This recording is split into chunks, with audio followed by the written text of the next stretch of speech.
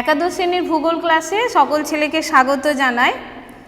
ভূগোল ক্লাসে আমি ইতিমধ্যে তোমাদেরকে অডিও মারফত 3টে ক্লাস হয়তো দিয়েছিলাম। ফার্স্ট চ্যাপ্টার থেকে পর্ষদ কর্তৃক যে সিলেবাস এখন পাবলিশ করা হয়েছে সেখানে কিছু তোমাদের সিলেবাসের অংশ বাদ পড়েছে। আগে সিলেবাসটা সম্পর্কে তোমাদের একটু জানিয়ে দিচ্ছি। এই অবধি আমরা যে সিলেবাসের যে অংশটুকু জেনেছি যে যতটা আমাদেরকে পড়তে হবে একাদশ শ্রেণীতে, সেগুলোর মধ্যে রয়েছে দেখো, যেমন আমরা জানি ভূগোলের তোমরা পড়বে থিওরিতে দুটো part, physical geography, economic geography, আর রয়েছে প্র্যাকটিক্যালের একটা অংশ। প্র্যাকটিক্যাল সম্পর্কে এখনও পর্যন্ত আমরা কোনো তথ্য পাইনি, তবে থিওরিতে যেটা আমাদের পড়াশোনা করতে হবে সেখানে ফিজিক্যাল জিওগ্রাফির একটা মস্ত বড় অংশ বাদ পড়েছে।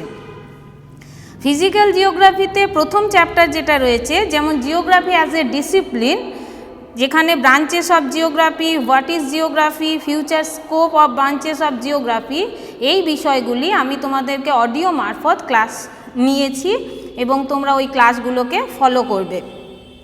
সেকেন্ড চ্যাপ্টারে রয়েছে প্রিন্সিপালস অফ ফিজিক্যাল জিওগ্রাফি, যেখানে প্রথম অংশটা রয়েছে origin of earth, explanation of a classical theory, অর্থাৎ পৃথিবী কীভাবে সৃষ্টি হয়েছে সে সম্পর্কে যে ধ্রুপদী মতবাদগুলি প্রচলিত রয়েছে সেরকম কোনো একটি ধ্রুপদী মতবাদ তোমাদেরকে জানতে হবে।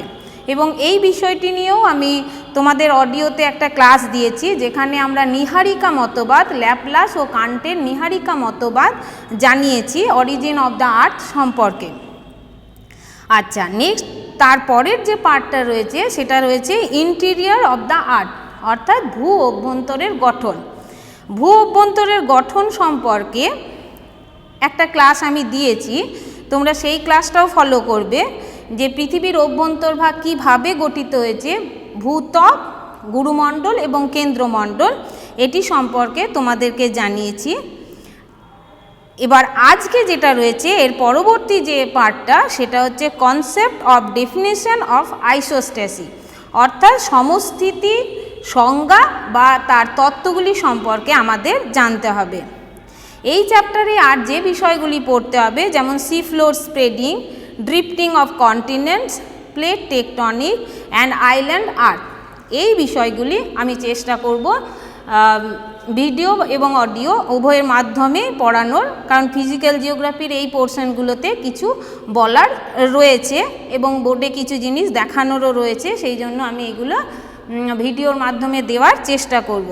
এবার বাদ পড়েছে থার্ড পোর্শন থেকে, অর্থাৎ geomorphic processes and resultant landform, এই পুরো পোর্শনটা বাদ গেছে। হাইড্রোস্ফিয়ার বা বাড়িমণ্ডল, এই পুরো পোর্শনটা বাদ গেছে। এরপরে রয়েছে ফিজিক্যাল জিওগ্রাফির যে পার্টটুকু, সেটা হচ্ছে যেমন বায়োস্ফিয়ার বা জীবমণ্ডল, সেটি আমি পড়াবো, পরবর্তী ক্লাসগুলো ফলো করবে। আর ইকোনমিক্স জিওগ্রাফির যে সিলেবাসের অংশটুকু রয়েছে, অর্থাৎ resources, utilization of world resources, biotic resources, হ্যাঁ, এই বিষয়গুলো কিন্তু সবই তোমাদের সিলেবাসে অন্তর্ভুক্ত রয়েছে।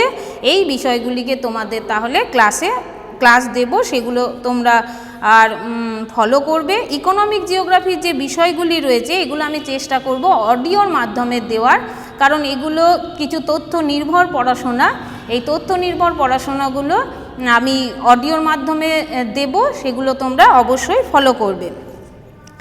আর প্র্যাকটিক্যাল জিওগ্রাফি, যেটা জিওগ্রাফির প্র্যাকটিক্যাল বা ব্যবহারিক ভূগোলের যে অংশটুকু, সেই অংশটুকু সম্পর্কে আমরা এখনও পর্যন্ত কোনো তথ্য পাইনি যে কতটা কিভাবে পড়াশোনা আমরা তোমাদের সাথে করব, অতএব প্র্যাকটিক্যালের অংশটুকু আপাতত বাদ রাখছি। তাহলে আজকে যেটা পড়াবো ফিজিক্যাল জিওগ্রাফির concept of definition of isostasy, এই অংশটুকু দেখো বোর্ডে তোমাদের লিখে রেখেছি আইসোস্ট্যাসি। এই আইসোস্ট্যাসি কথাটির বাংলা প্রতিশব্দ হচ্ছে সমস্থিতি। এই সমস্থিতি শব্দটি বা ইংরাজিতে আইসোস্ট্যাসি শব্দটি এসছে দুটি শব্দ থেকে, দুটি গ্রিক শব্দ থেকে। একটা হচ্ছে আইসোস, ISOS, যার বাংলা অর্থ হচ্ছে সমতা, এবং স্ট্যাসিয়া, STATIA, যার অর্থ হচ্ছে স্থিতি বা অবস্থা। এবার তাহলে দুটোকে একত্রিত করলে কি হচ্ছে, যে সমান রূপে অবস্থিত এরকম বা ভারসাম্য রক্ষা করে অবস্থান করছে যে বিষয়টি, তাকেই বলা হচ্ছে সমস্থিতি। এবার কে ভারসাম্য রক্ষা করছে বা কে সাম্য রূপে অবস্থান করছে সেটা আমরা এখানে জানব। এই আইসোস্ট্যাসি কথাটি প্রথম ব্যবহার করেন মার্কিন ভূতত্ত্ববিদ C.E. ডাটন 1859 সালে এই আইসোস্ট্যাসি কথাটি ব্যবহার করেন। তাহলে এটা শর্ট নোট হিসেবে তোমরা জেনে রাখবে। এবার পড়ব তাহলে আইসোস্ট্যাসি বলতে কি বোঝো। এটা তো গেল ব্যুৎপত্তিগত অর্থ, যে সমান রূপে বিদ্যমান বা ভারসাম্য রক্ষা করে অবস্থান করে তাকেই বলা হয় আইসোস্ট্যাসি বা সমস্থিতি। এবার সংজ্ঞা হিসেবে কি পড়ব, যদি সংজ্ঞা লিখি বা আইসোস্ট্যাসি বলতে কি বোঝো, তাহলে আমরা এরকম বলতে পারি, এটা আমি লিখে দিচ্ছি সাথে সাথে বলছি, তোমরা খাতাতেও নোট করে রাখবে। আপেক্ষিক ঘনত্বের পার্থক্য অনুসারে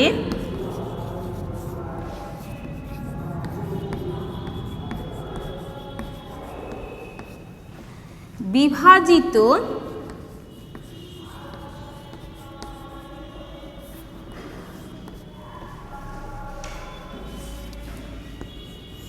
ভূত্বকের দুটি ভিন্ন অংশ, দুটি ভিন্ন অংশ কি কি, শিয়াল শিলাস্তর এবং সীমা শিলাস্তর, বা বলা যায় মহাদেশীয় ভূত্বক ও মহাসাগরীয় ভূত্বক। তাহলে ভূত্বকের দুটি ভিন্ন অংশ, কার ভিন্ন অংশটা কিসের ভিত্তিতে করা হয়েছে, আপেক্ষিক ঘনত্বের পার্থক্য অনুসারে এটি ভাগ করা হয়েছে। এই দুটোর নাম কি এখানে লিখেই রাখি, যে অর্থাৎ এই দুটো ভিন্ন অংশ হচ্ছে মহাদেশীয় ভূত্বক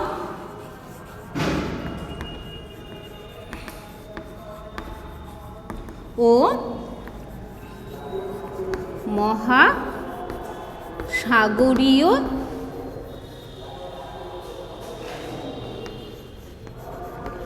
ভূত্বক। ভূ অভ্যন্তরে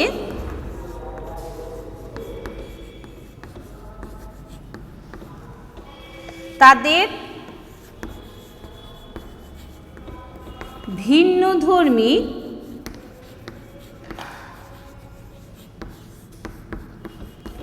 বিস্তার ও ওজন অনুসারে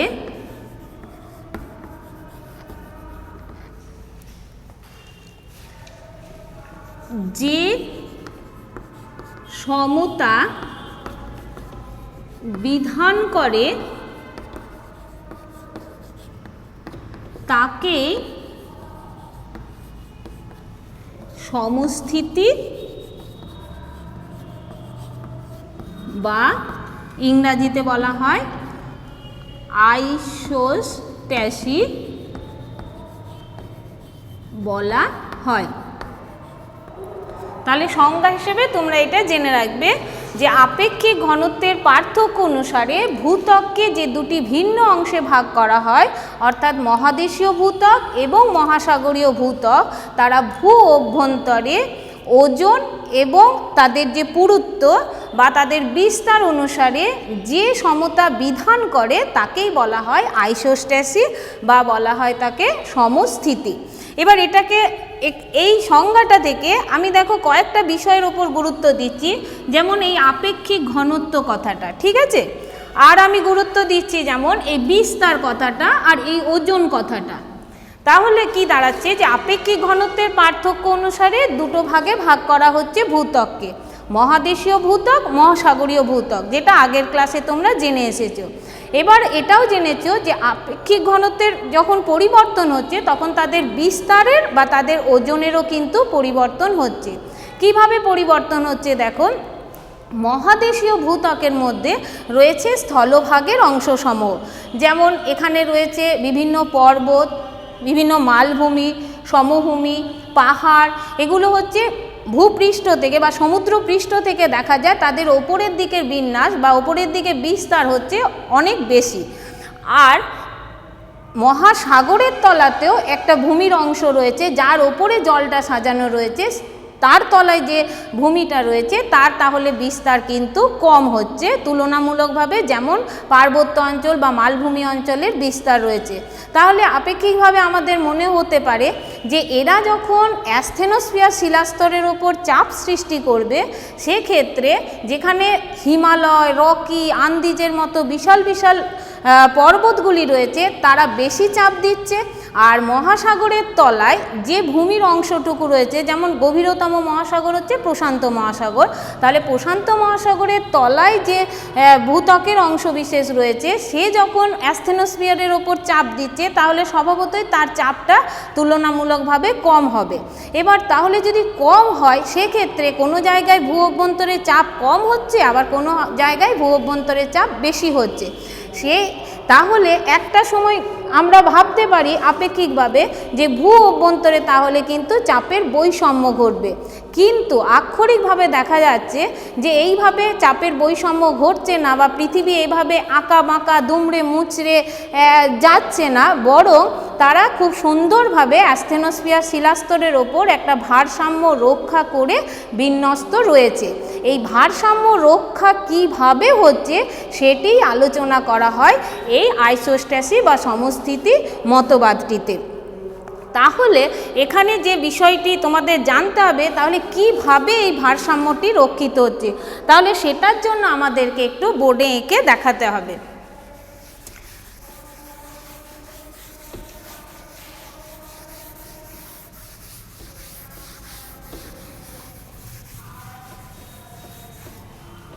যদি আমরা ভূত্বকটাকেই আঁকি, তাহলে ধরো এখানে পাহাড়, পর্বত বা মালভূমি রয়েছে, আর এই জায়গায় রয়েছে মহাসাগরটা রয়েছে, ঠিক আছে? তাহলে এটা যদি হয় স্থলভাগ আর এটা যদি হয় জলভাগ, তাহলে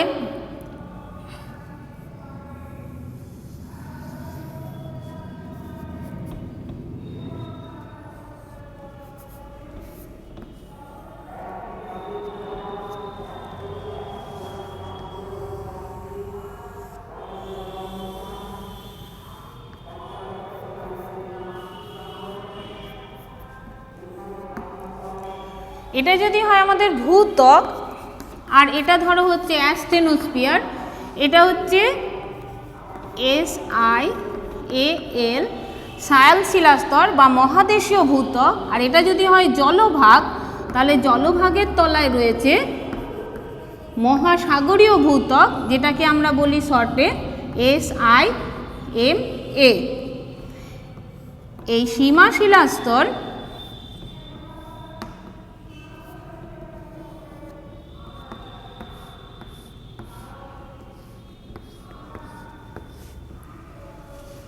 বা শিয়াল শিলাস্তর কার ওপরে বিন্যস্ত রয়েছে? অ্যাসথেনোস্ফিয়ার শিলাস্তরের ওপরে বিন্যস্ত রয়েছে। এটা হচ্ছে অ্যাসথেনোস্ফিয়ার শিলাস্তর।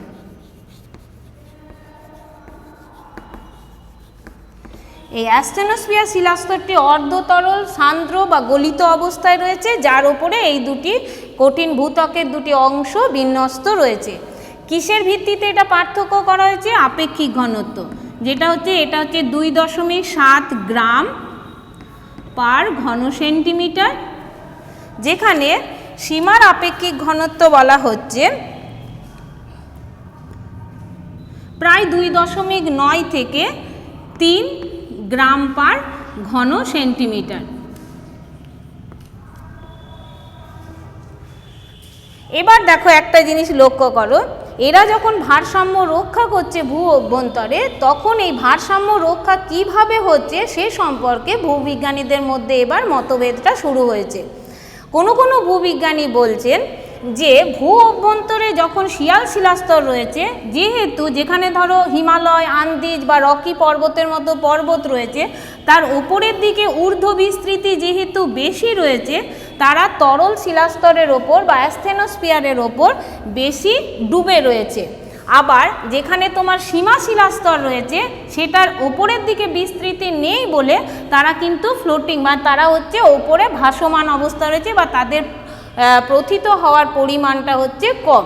সুতরাং ভূবিজ্ঞানীদের মধ্যে কেউ কেউ বলছেন যে ভূ অভ্যন্তরে যে রেখায় গিয়ে ভারসাম্যটি রক্ষিত হচ্ছে তা কখনোই কিন্তু একটি সরল রেখা হবে না, বরং যার বিস্তার বেশি সে বেশি তলায় গভীরে রয়েছে, যে শিলাস্তরের বিস্তার কম সে কিন্তু ওপরে রয়েছে।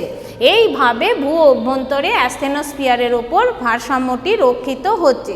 কিন্তু এই মতবাদটিকে বা এই সিদ্ধান্তটিকে আবার কিছু কিছু ভূবিজ্ঞানীরা নস্যাৎ করেছেন, এবং তাদের মতে তারা আবার কি বলছেন, তারা বলছেন না, ঘটনাটা কিন্তু এরকম ঘটে না, ঘটনাটা এরকম হয় যেখানে শিয়াল শিলাস্তরই থাক অথবা সীমা শিলাস্তরই থাক, জলভাগই থাক, ঠিক আছে, যেটাই থাক না কেন, ধরো এর ওপরে যদি জল থাকে, তারা কিন্তু একটা নির্দিষ্ট রেখায় গিয়ে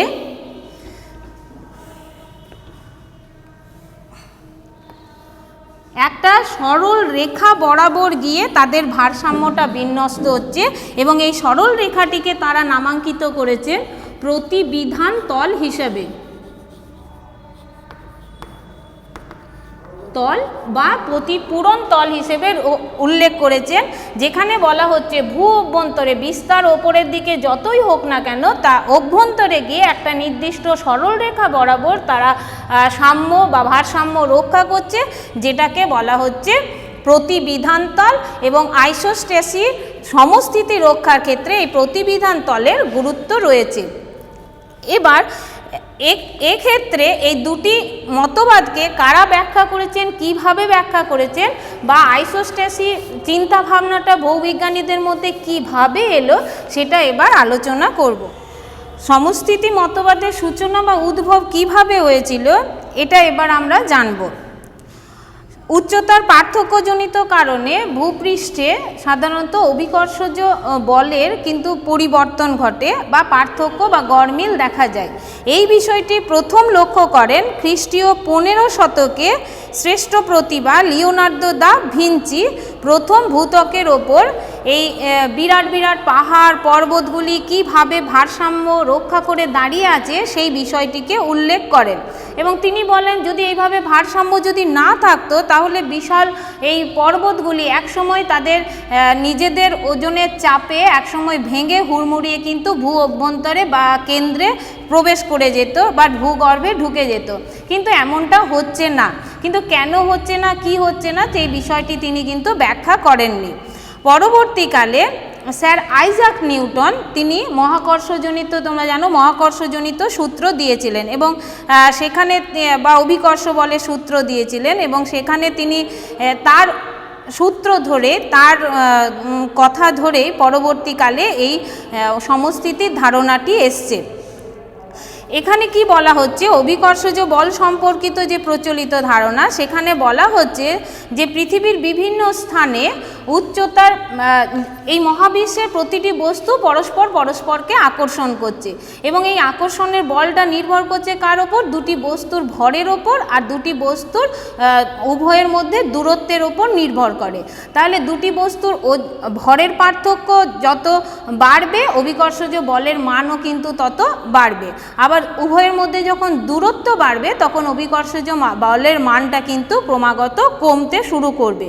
এবং এই ব্যাখ্যা অনুসারে তার মানে পৃথিবীর উপরিপৃষ্ঠে যেহেতু সর্বত্র ভূমির উচ্চতা সমান নয়, তাহলে পৃথিবী যে অভিকর্ষজ বলটা প্রয়োগ করছে বিভিন্ন বস্তুকণার ওপর পৃথিবীর উপরিস্থ, তাহলে তাদের মধ্যেও কিন্তু একটা রকম ফের বা তাদের মধ্যেও একটা পার্থক্য আসবে, এটা কিন্তু ধরেই নেওয়া যায়।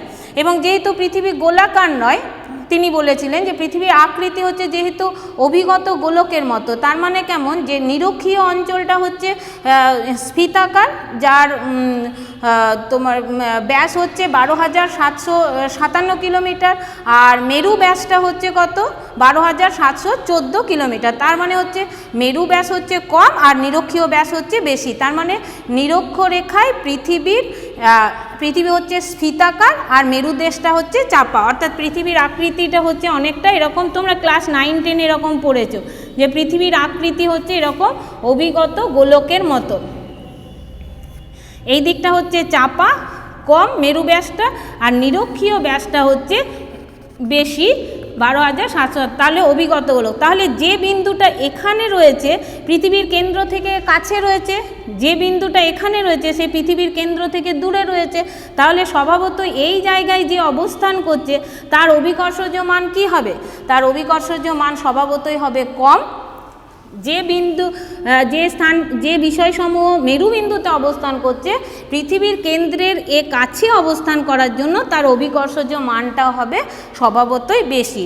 এবং এই বিষয়টিকে হাতে কলমে পরীক্ষা নিরীক্ষা করার জন্য ফরাসি একাডেমি 1735 খ্রিস্টাব্দে একটি সমীক্ষক দল প্রেরণ করেন, যে দলটি 1735 সালে আন্দিজ পর্বতের চিম্বুরাজো এলাকায় যায় এবং সেখানে অভিযানে সমীক্ষক দলের সঙ্গে ছিলেন পেরি বুগের নামে একজন বিজ্ঞানী, এবং তিনি পেরি বুগের লক্ষ্য করেন যে আন্দিজ পার্বত্য অঞ্চলের চিম্বুরাজো পর্বত শৃঙ্গের নিকট বা আন্দিজ পার্বত্য অঞ্চলের একটা জায়গায় তিনি প্লাম লাইন বা ওলনের যে ঝুঁকে যাওয়ার প্রবণতা বা টেন্ডেন্সি সেটা দিয়ে লক্ষ্য করেন যে যতটা তার ঝুঁকে যাওয়ার কথা দেখা যাচ্ছে তার থেকে ওই উচ্চতা, একটা বিশাল উচ্চতায় গিয়ে তিনি সেটা লক্ষ্য করেন যে অতটা উচ্চতায় গিয়ে সেই প্লাম লাইনটা বা ওলনটা কিন্তু কম ঝুঁকছে চিম্বুরাজো পর্বত শৃঙ্গের দিকে। এবং অর্থাৎ এর দ্বারা তিনি প্রমাণ করেন যে এর দ্বারা প্রমাণিত হয় যে অধিক উচ্চতায় অভিকর্ষজ টানের পরিমাণটা হচ্ছে কম। তোমাদের মনে প্রশ্ন আসবে যে প্লাম লাইন জিনিসটা কি? প্লাম কথার অর্থ হচ্ছে ওলন। দেখবে বাড়ি তৈরি করার সময় ভূমি থেকে ভিত থেকে দেওয়াল সোজা উঠছে কিনা সেটা নির্ণয় করার জন্য একটা লোহার ভারী বস্তু থাকে যেটা দিয়ে পয়েন্টিং করা হয় উঁচু থেকে যে সোজাভাবে ভিতে সোজায় দেয়ালটা উঠছে কিনা। বিশেষত যারা রাজমিস্ত্রি তারা ওই ধরনের ওলন ব্যবহার করেন এবং এর দ্বারা দেয়ালটা সোজা হচ্ছে কিনা অনুমান করা হয় বা নির্ণয় করা হয়। এই প্লাম লাইনটি তিনি ব্যবহার করেছিলেন এবং সেখানে দেখেন যে তার মানে একটা নির্দিষ্ট দূরত্বে গিয়ে প্লাম লাইনটা যতটা ঝুঁকে থাকার কথা বেশের দিকে ততটা কিন্তু ঝুঁকছে না, বরং তার থেকে কম ঝুঁকছে। এবং এটাতে তিনি অনুধাবন করেন যে তার মানে অধিক উচ্চতায় অভিকর্ষজ বলের মানটা কিন্তু কমে যাচ্ছে। এবার সেটাকে কতটা কমছে যেটা দেখা যায় যে উচ্চতা যত বাড়বে অভিকর্ষজ বলের মান তত কমে, আর উচ্চতা যত কমে অভিকর্ষজ বলের মান তত বাড়ে। এবার যখনই অভিকর্ষজ বলের মান বাড়ছে তাহলে সেখান থেকে একটা কথা চলে আসছে, সেটা হচ্ছে অভিকর্ষজ ত্বরণ। তাহলে প্রথমে আমরা নিউটন থেকে শুরু করলাম, যে নিউটন আবিষ্কার করেছিলেন অভিকর্ষজ সূত্র, ঠিক আছে। এই অভিকর্ষজ সূত্রতে কি বলেছিলেন যে দুটি বস্তু পরস্পরকে আকর্ষণ করে। এই আকর্ষণ কিসের ওপর নির্ভর করে? বস্তুটির ভরের উপর নির্ভর করে আর উভয়ের মধ্যে দূরত্বের উপর নির্ভর করে।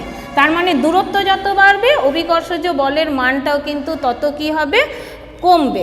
আর ভর যত বাড়বে অভিকর্ষজ বলের মান কিন্তু তত বৃদ্ধি পাবে।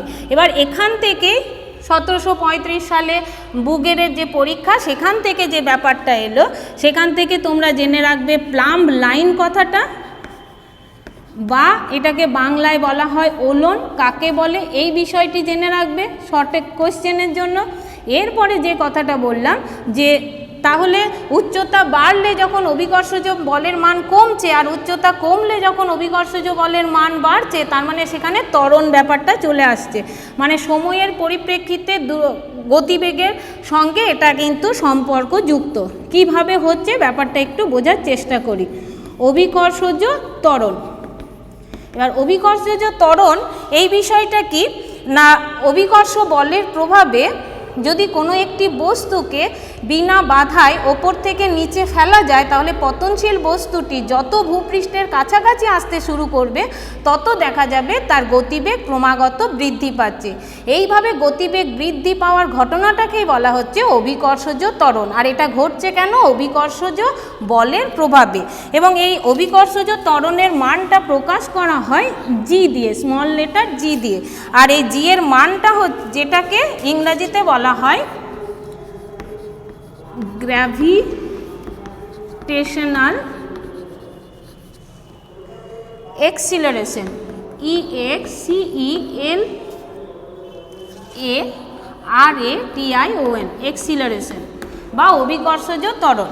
এবং এটার মানটা কত বলছে? এটা হচ্ছে 9.81 মিটার, বা এটাকে বলা যেতে পারে 981 সেন্টিমিটার পার সেকেন্ড। প্রতি সেকেন্ডে এত বৃদ্ধি পাচ্ছে। যখন কোনো একটি পতনশীল বস্তু পতিত হচ্ছে, প্রতি সেকেন্ডে ভূপৃষ্ঠের যত কাছাকাছি যাবে প্রতি সেকেন্ডে 981 সেন্টিমিটার করে অভিকর্ষজ ত্বরণের পরিমাণটা ক্রমাগত বৃদ্ধি পাচ্ছে। এইভাবে কোনো একটি বস্তুর ওপর অভিকর্ষজ বলের যে প্রভাব সেটাকেই বলা হয় বুগের ভর ফল। এটা এই অভিকর্ষজ বলের প্রভাবটাকে কোনো বস্তুর ওপর নির্ণীত করা হয়, আমাদের ভূগোলে আলোচনা করা হয় বুগের ভর ফল। তাহলে তোমাদের এটাও জানতে হবে যে এই বুগের ভর ফল বলতে কি বোঝো, বা ইংরাজিতে এটাকে বলা হয় BOU, বুগের মাস এফেক্ট, বুগের ভরফল। এটা তোমাদের তাহলে জানতে হবে, এটাও জানতে হবে বুগের ভরফল কি। সাধারণত অভিকর্ষজ ত্বরণের মান বৃদ্ধি পাওয়ার ঘটনাটি প্রথম পেরিবুগের লক্ষ্য করেন, বা পতনশীল বস্তুর ওপর অভিকর্ষজ বলের এই যে প্রভাব, যার প্রভাবে পতনশীল বস্তুর গতিবেগ ক্রমাগত ভূপৃষ্ঠের কাছাকাছি এলে বৃদ্ধি পায়, এটাকেই বলা হয় বুগেরের ভরফল। এবার দেখা যাচ্ছে যে বুগেরের ভরফল যেটা, সেটা শুধুমাত্র যে উচ্চতার উপর ডিপেন্ড করছে তা নয়, পারিপার্শ্বিক আরও কিছু বিষয়বস্তুর ওপর নির্ভর করছে। এবং সেই অনুযায়ী অভিকর্ষজ বলের যেটা আমরা কোনো একটা বস্তু যদি অভিকর্ষজ বল নির্ণয় করতে যাই, তাহলে দেখা যাবে কোনো একটি নির্দিষ্ট উচ্চতায় কোনো একটি নির্দিষ্ট ভরের বস্তুর ক্ষেত্রে অভিকর্ষজ বল নির্ণয়ের সময় সমুদ্র পৃষ্ঠ বরাবর যদি তার অভিকর্ষজ বল নির্ণয় করা হয়, সেটা যেরকম হবে তার উচ্চতার কারণে, তার ভরের কারণে, সে তার ভূমিরূপের কারণে, ভূমির বন্ধুরতার কারণে এই বিষয়গুলির কিছু সংশোধনী দরকার। এবং এই সংশোধনী করতে গিয়ে যখন সেই অসঙ্গতিটাকে কাটানো হয়, তখন তাকে বলা হয় বুগেরের অভিকর্ষ অসঙ্গতি।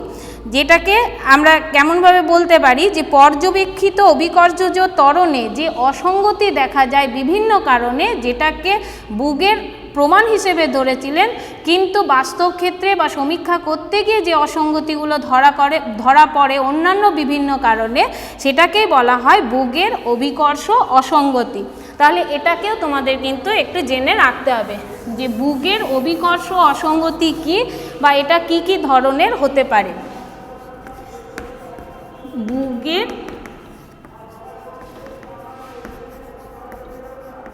অভিকর্ষজ অসঙ্গতি, এটা সাধারণত নির্ণয় করে দেখা গেছে যে এটা 3 ধরনের হয়, এ টাইপ, বি টাইপ আর সি টাইপ বুগেরের অভিকর্ষজ অসঙ্গতিগুলো। প্রকৃত অভিকর্ষজ মান যেটা হয় আর সমীক্ষিত মানের যে বিয়োগফল, তাকেই বলা হচ্ছে বুগেরের অভিকর্ষজ অসঙ্গতি। এটা ধনাত্মকও হতে পারে, ঋণাত্মকও হতে পারে, অর্থাৎ এটা পজিটিভও আসতে পারে, নেগেটিভও আসতে পারে। যদি উচ্চতা বেশি হয়, সেক্ষেত্রে ভূমি থেকে সমুদ্রপৃষ্ঠ থেকে উচ্চতা যদি বেশি হয়, সেক্ষেত্রে এই অসঙ্গতিটা পজিটিভে আসে বা ধনাত্মক হয়। যদি সমুদ্রপৃষ্ঠ বরাবর এই অসঙ্গতিটা নির্ণীত হয়, সেক্ষেত্রে এই অসঙ্গতিটা ঋণাত্মকও হতে পারে। এটা 3 ধরনের হতে পারে। এ বিচ্যুতি বলা হয়, আরেকটাকে বলা হয় বি বিচ্যুতি, আরেকটা হচ্ছে সি বিচ্যুতি। এই এ বিচ্যুতিতে সাধারণত উচ্চতার প্রভাবটাকে বাদ দেওয়া হয়।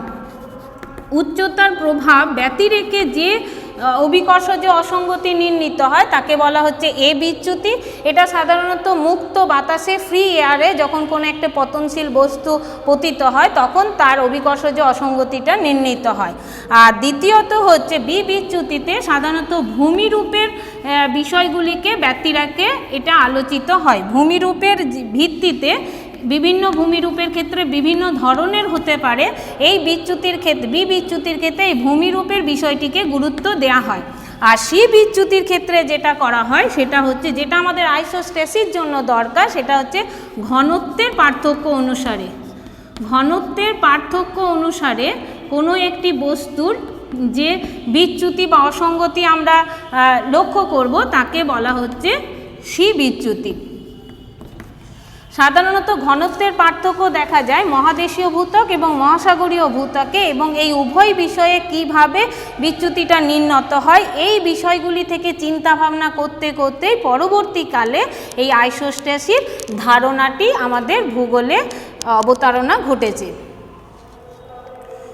সমস্থিতির কারণ হিসেবে বিভিন্ন ভূবিজ্ঞানীদের মধ্যে যে মতভেদ আছে বা পার্থক্য আছে সে বিষয়ে তোমাদের সিলেবাসে যেটুকু রয়েছে, যেমন স্যার জর্জ এইরির সমস্থিতি তত্ত্বটা পড়তে হবে, প্র্যাটের সমস্থিতি মতবাদ পড়তে হবে। এই দুটো মতবাদ বিশেষভাবে তোমাদের জানতে হবে। এছাড়াও খুব হালকাভাবে রয়েছে হেফোর্ড আর বাউইর মতবাদ, ঠিক আছে। এই মতবাদগুলো এসছে আসলে ভূবিজ্ঞানীদের মধ্যে মত পার্থক্য হওয়ার কারণে কোনো একটি ভূবিজ্ঞানী যখন মতবাদ প্রকাশ করেন তখন তার আর কিছু দুর্বলতাগুলিকে আরও একজন ভূবিজ্ঞানী সেগুলিকে ব্যাখ্যা করার চেষ্টা করেন, সেই হিসাবে এই ব্যাপারগুলো এসছে। তাহলে আজকে এখন আলোচনা করব স্যার জর্জ এইরির সমস্থিতি তত্ত্ব। তিনি 1855 সালে তিনি ছিলেন জ্যোতির্বিজ্ঞানী। 1855 সালে তিনি এই সমস্থিতির মতবাদটা দেন। তার এই সমস্থিতির মতবাদটা মূলত যে বিষয়টির উপর নির্ভর করে গড়ে উঠেছে সেটা হচ্ছে ল অফ ফ্লোটেশন বা ভাসমান তত্ত্বের উপর ভিত্তি করে। ভাসমান তত্ত্বের উপর কি বিষয়টিকে বলা হচ্ছে, যেমন এখানে এইরি মনে করছিলেন যদি আমরা সাধারণভাবে বাড়িতেও পরীক্ষা নিরীক্ষা করি, দেখো ঘটনাটা এরকম হয় যে আমরা বর্ষাকালে তো এরকম হয় অনেক সময় যে রাস্তায় যখন জল পেরিয়ে যায় কাগজের নৌকা করে ছোট ছোট ভাসিয়ে দিই, বা মন খারাপ করে জানালা থেকে কাগজের টুকরো ছোট ছোট ছুঁড়ে দিই আর জলের সঙ্গে সেটা ভেসে ভেসে চলে যায়। এরকম ঘটনা তো ঘটে সবার জীবনে। বা সোলার বল, এগুলো আমরা জলে ভাসাতে ভালোবাসি বা অনেক সময় খেলার ছলেই করি। আবার কখনো যদি বিকেলের দিকে কোনো জলভাগের ধারে বসে আছি, বেড়াতে গেছি বা ঘুরতে গেছি, হয় না যে ছোট কাছাকাছি যে ঢিলের টুকরোগুলো রয়েছে বা পাথরের টুকরো, সেগুলোকে আমরা জলে এরকম করে ছুটতেই থাকি সময় কাটানোর জন্য বা ভালো লাগার জন্য। তাহলে দেখা যায় যখন কাগজের টুকরো ফেলছি জানালা থেকে বা বর্ষার জলের সঙ্গে বা সোলার বল ফেলছি, সেটা কি হচ্ছে, সেটা কিন্তু ডুবে যাচ্ছে না, জলের সঙ্গে ভেসে বেরিয়ে যাচ্ছে। কিন্তু বিকেলের বেলা যখন আমি পাথরের টুকরো জলভাগের ওপর ফেলছি সেটা কিন্তু আর ভাসছে না, সেটা কি হচ্ছে, জলের তলায় ডুবে যাচ্ছে। সাধারণত এই ঘটনাটিকেই এইরি উল্লেখ করেছিলেন। যে তিনি কি বলছেন, তিনি বলছেন যে আপেক্ষিক ঘনত্ব ব্যাপারটা বিশেষ কিছু গুরুত্বপূর্ণ নয়, ব্যাপারটা হচ্ছে যার বিস্তৃতিটা বেশি, যার পুরুত্বটা বেশি, সে জলের মধ্যে ততোধিক যদি জলে তাকে ভাসানো যায় তাহলে কি হবে, সে কি হবে তত তলার দিকে ডুবে থাকবে। ধরো জলে যদি একটা কাঠের টুকরোকে ভাসায় তাহলে সে কিছুটা জলের তলায় ডুবে তবে জলে ভাসবে, আর যদি একটা সোলার বলকে ভাসায় সে কি হবে, ওপরে ওপরে ভেসে থাকবে। সেরকমই বলছে যে যদি যার পুরুত্বটা বেশি হবে সে কি করছে, ততটা জলের তলায় প্রথিত রয়েছে, আর যার পুরুত্বটা কম সে কি হচ্ছে, জলের ওপরে ওপরে ভেসে থাকছে। এবং তিনি এটাকে পরীক্ষা করার জন্য কি করেছিলেন, সাধারণত এইভাবে একটা পাত্রে পারদ ভরে নিয়ে একই উপাদান দ্বারা গঠিত, যেমন লৌহ দ্বারা গঠিত কিছু স্তম্ভ জলে ভাসিয়েছিলেন এবং দেখা যাচ্ছে তাদের লেংথ কিন্তু ভিন্ন ভিন্ন। মাঝে যেটা রয়েছে তার লেংথটা হচ্ছে বিস্তৃতিটা বেশি, তারপরেরটার বিস্তৃতি কম, তারপরেরটার বিস্তৃতিটা হচ্ছে তার থেকেও কম। এবং তাদেরকে যখন পারদে ভাসাচ্ছেন তখন দেখা যাচ্ছে যে যার বিস্তৃতি বেশি সে কিন্তু পারদের মধ্যে, যদি পারদের লেভেল এটা হয় তাহলে দেখা যাচ্ছে সে কিন্তু বেশি ডুবে রয়েছে, আর যার বিস্তৃতি কম ওপরের দিকে সে কিন্তু তলার দিকেও কিন্তু কম ডুবে রয়েছে। এবং সেটাকেই তিনি বলছেন, যখন যদি ধরো যার বিস্তৃতি বেশি সেটাকে যদি আমি পর্বত হিসেবে ভূমিতে কল্পনা করি তাহলে সে কিন্তু অ্যাসথেনোস্ফিয়ার শিলাস্তরের ওপর বেশি ডুবে রয়েছে। যদি যার বিস্তৃতি কম, ধরো মালভূমি বা সমভূমিকে যদি কল্পনা করি তাহলে অ্যাসথেনোস্ফিয়ার শিলাস্তরে তাদের গভীরতা কিন্তু দেখা যাচ্ছে যে তাদের ওপরের দিকে বিস্তার কম, মানে নিচের দিকেও কিন্তু বিস্তারটা কম, এটাকে তিনি উল্লেখ করেন। এবং এক্ষেত্রে তিনি হিমশৈলের ঘটনার কথা উল্লেখ করেন বা অবতারণা করেন। হিমশৈলের ক্ষেত্রে যেমন দেখা যায় যে হিমশৈল যখন জলে ভাসতে থাকে তখন কি হয়, তার 1/10 অংশ জলের ওপরে দেখা যায় এবং বাকি 9/10 অংশ জলের তলায় নিমজ্জিত থাকে। আর হিমশৈলটি জলের ওপরে যে 1 ইঞ্চি জেগে থাকছে বা জলের নিচে যে 9 ইঞ্চি নিমজ্জিত থাকবে, সেটা কিন্তু এই হিমশৈলটার ভাসমান ধর্মের জন্যই কিন্তু এই ঘটনাটা ঘটছে।